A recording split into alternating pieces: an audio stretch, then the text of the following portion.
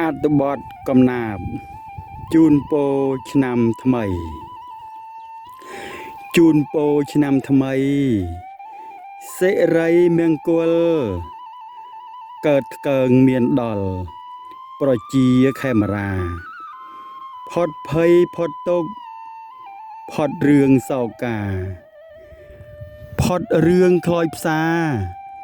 ត្រឹមនឹងទៅចុះជូនពរឆ្នាំថ្មីសិរីបវររឿងរ៉ាវមិនល្អចោចេញឲ្យអស់កុំនៅគៀកកើយឲ្យចិត្តរងគ្រោះកន្លងផុតហួសទៅតាមវេលាជូនពរឆ្នាំថ្មីសិរីគ្រប់ប្រានជួបក្តីសុខសាន្តថ្កើងថ្កានគ្រប់គ្រាជួបជុំបងប្អូនកូនចៅគ្រប់គ្នាកម្មកាយចិត្តមៀកុំបីជ្រៀលជ្រែកជូនពរឆ្នាំថ្មីសិរីស្កប់ស្កល់ក្តីទុកកង្វល់ខ្វល់ច្រើនអនេកបញ្ចប់ត្រឹមនឹង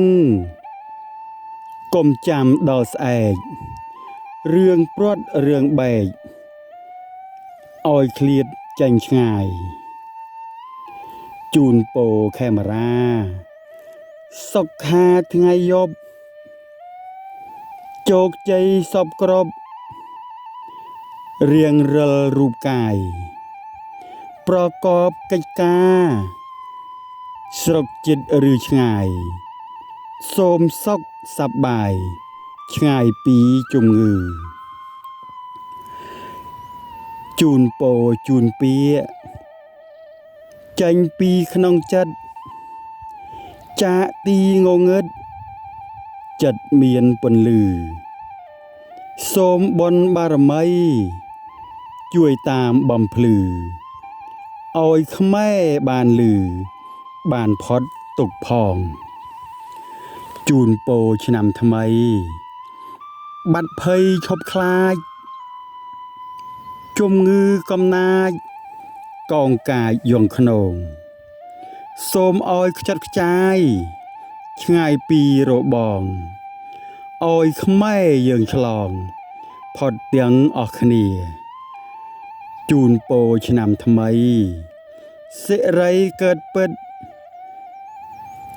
កើតដល់ញាតិមិត្តគ្រប់ទិសទិវាសូមសុខសួស្តីកុំបីវេទនាឆ្នាំថ្មីសោភាបញ្ជាទុកសោក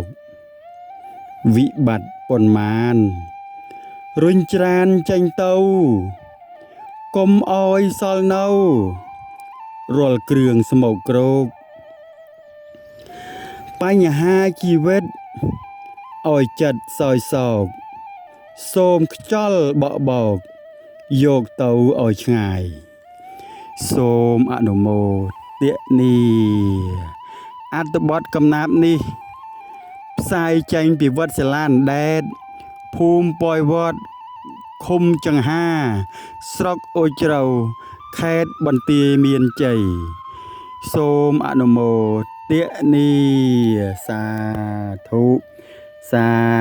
ធុសា